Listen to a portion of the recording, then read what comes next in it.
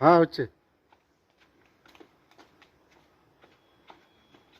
এই কি ব্যাপার বলো নেই কখনো নেই, তুমি আমাদের বাড়ির উপর কেন এসেছো? চুপ, তুই কি আমার বিয়ে করবি?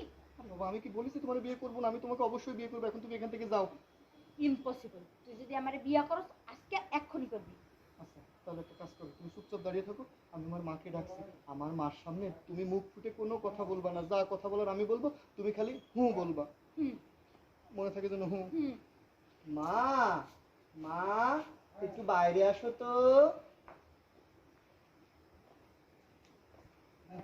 কি রে ডাকতেছস কেন? এই মেয়েটা কি?